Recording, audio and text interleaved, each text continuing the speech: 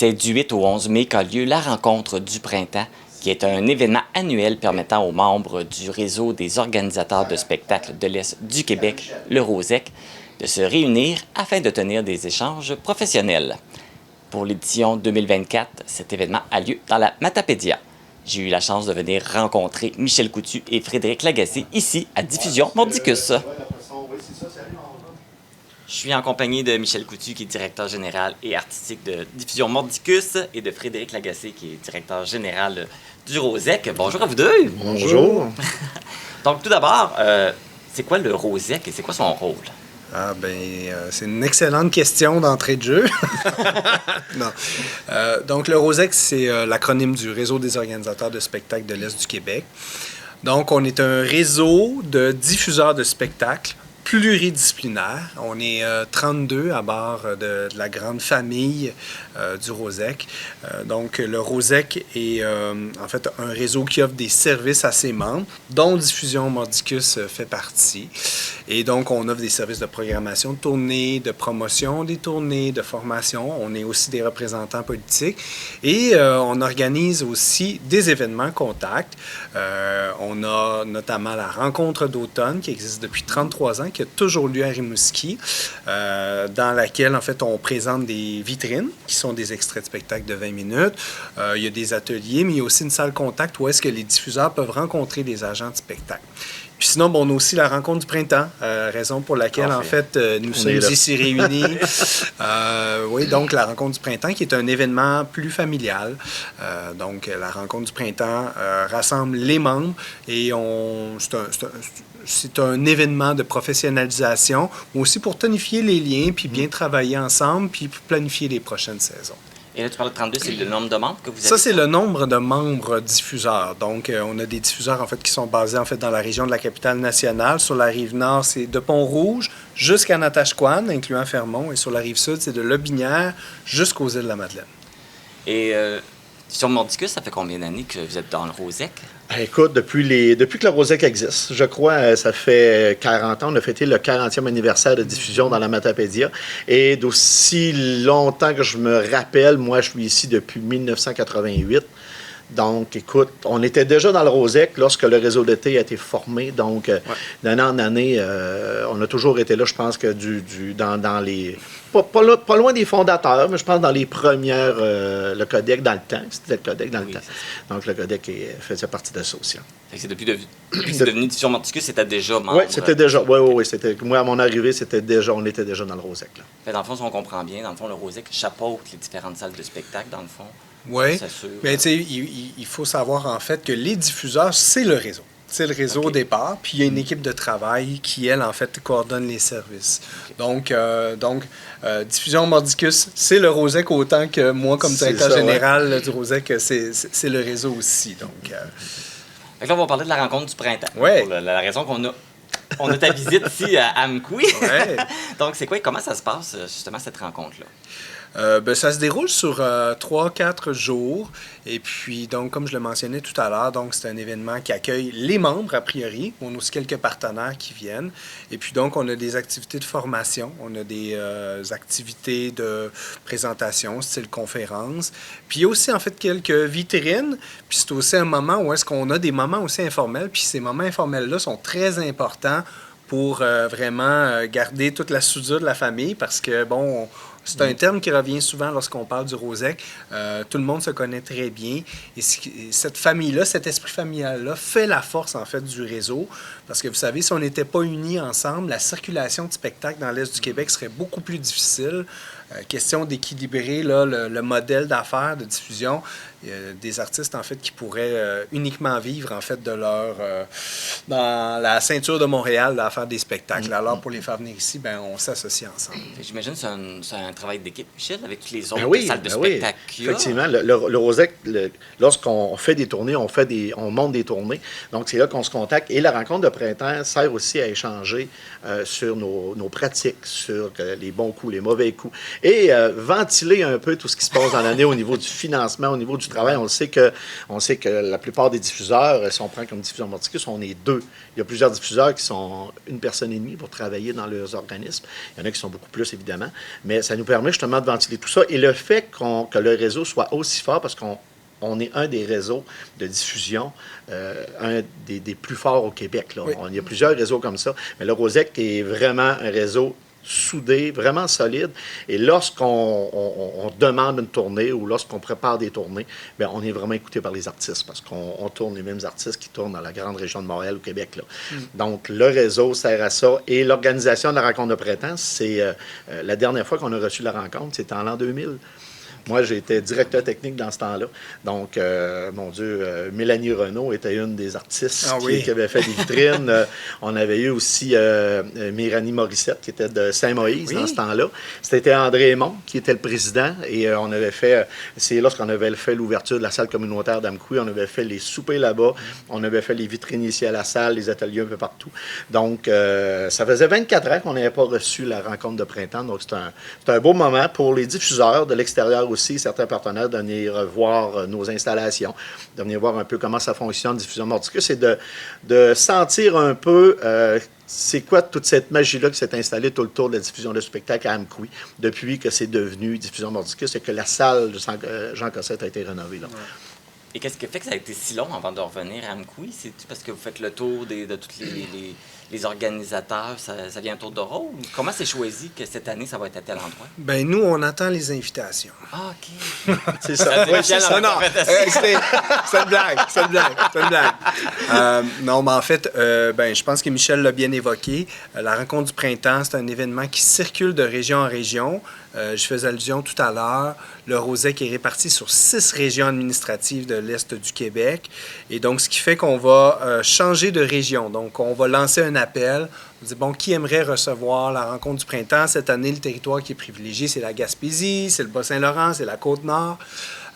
Donc, à la lumière des appels, on va évaluer les candidatures, c'est-à-dire qui a des bonnes infrastructures, que ce soit au niveau de la salle de diffusion, au niveau des hôtels, au niveau d'une salle pour se réunir, parce qu'on a naturellement beaucoup de rencontres de travail, des échanges professionnels. Donc, on a besoin de cette salle-là. Puis, naturellement, on aime toujours ça aussi, découvrir le milieu. Et quand on a des fiers ambassadeurs comme Michel qui nous accueillent puis qui nous font découvrir leur milieu, ça prend tout son sens. Puis, je sais que tous les diffuseurs qui viennent de différents milieux sont toujours contents de découvrir une nouvelle salle de spectacle, de découvrir un nouveau milieu. Donc, puis, en fait, on est toujours content de se revoir. Oui, puis pour certains, il y en a qui n'ont jamais mis les pieds à Amkoui. Oui. Oui, c'est ça. Donc, on fait connaître la région, on a des activités toute la semaine et on se promène vraiment sur le territoire, autant au niveau des restaurants qu'au niveau des activités. Là, on a des belles choses à l'extérieur des salles aussi. Oui, c'est un micro-congrès. Hein? C'est un micro-congrès qui a quand même des belles retombées pour les milieux. Puis ça met bien en valeur. Puis c'est très important, là, je le répète, là, mais bon, de visiter l'installation de l'autre diffuseur, de son collègue, c'est extrêmement nourrissant parce que bon, on est capable de voir les bonnes idées, les bonnes pratiques, les idées originales, puis après ça amène sur des fois à discuter des défis, puis on s'améliore tous à découvrir la situation de l'autre. Oui, c'est ça, vous allez avoir des rencontres aussi, parler peut-être des défis, qu'est-ce qui se passe et comment vous allez planifier les prochains mois, les prochaines années, j'imagine aussi? Oui, tout à fait. Oui, il y a les rencontres de programmation, il y a des échanges culturels qui se font en cours de route. Là. C'est quoi les gros défis que vous rencontrez en ce moment? Dans le monde du spectacle? Veux-tu commencer, Michel? Écoute, moi, je te dirais, le plus gros défi qu'on a présentement, c'est l'épuisement professionnel, le manque de ressources.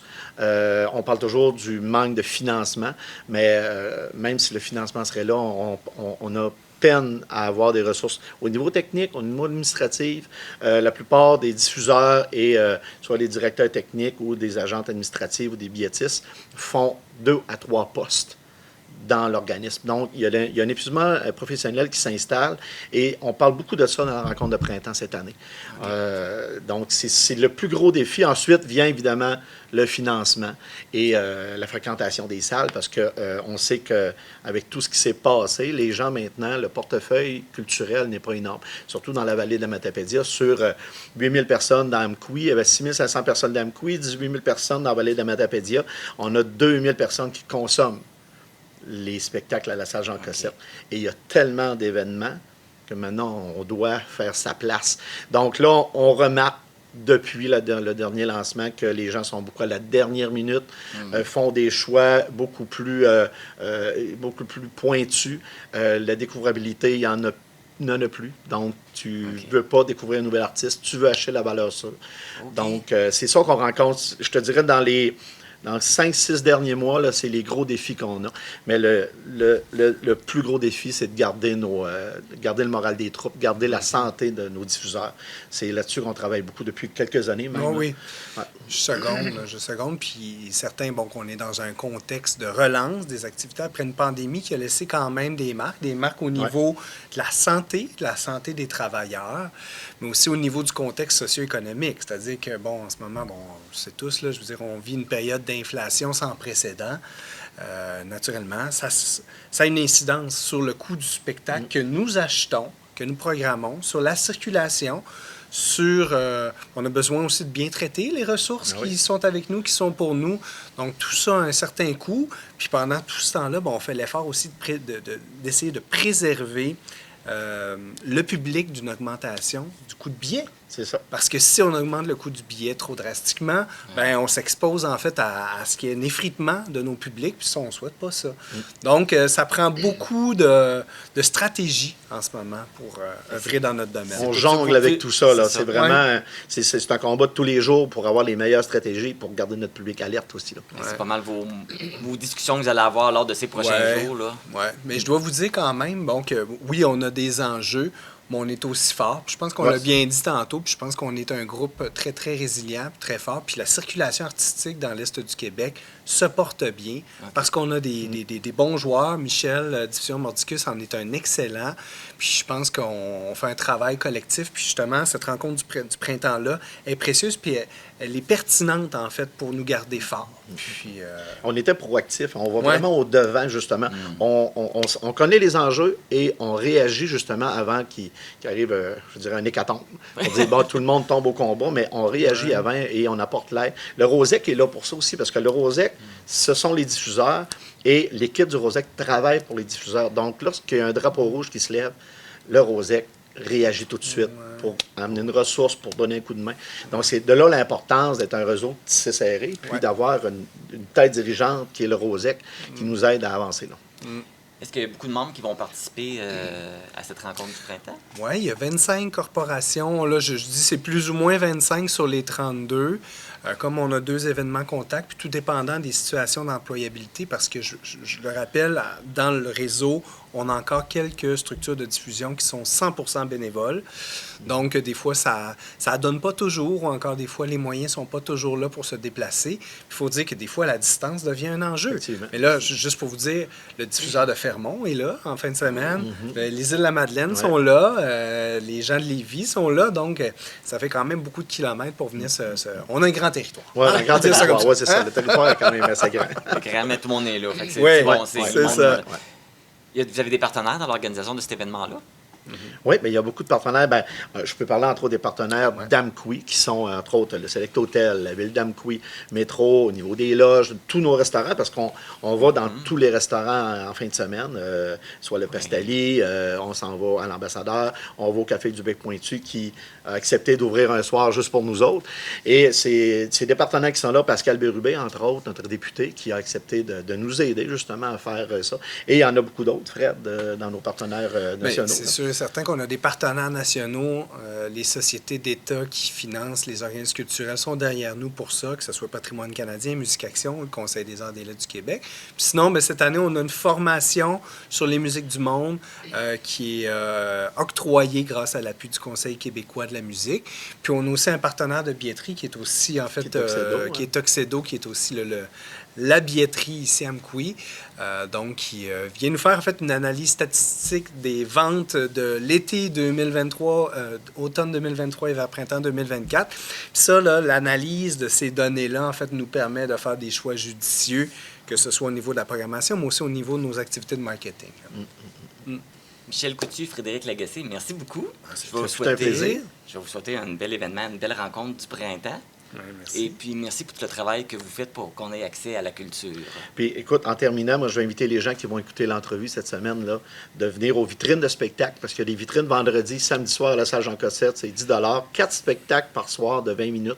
Donc vous allez faire des belles découvertes. Et samedi soir, il y a Noémie Chelorio, entre autres, qui sera sur scène pour présenter son matériel. Une bonne artiste locale. Oui. Mettez-vous dans la peau d'un diffuseur et venez assister à des vitrines pour voir qu'est-ce que vous aimeriez sélectionner dans vos programmations. Ça, c'est C'est bon. intéressant. Et voilà. Les vitrines, donc, c'est vrai, c'est important de le dire, c'est des extraits de spectacles de 20 minutes. Donc, les artistes se déplacent et viennent, en fait, présenter un court extrait, court, mais toujours touchant. Donc, ça vaut la peine de se prêter à ce jeu-là. L'invitation est lancée. Ouais. Merci beaucoup. Merci Marc. Si vous voulez en apprendre davantage sur la mission du réseau des organisateurs du spectacle de l'Est du Québec, vous pouvez consulter leur site Internet à rosec.qc.ca. Et n'hésitez pas à participer en grand nombre aux vitrines organisées par Diffusion Mordicus ce vendredi et samedi soir. Bon spectacle!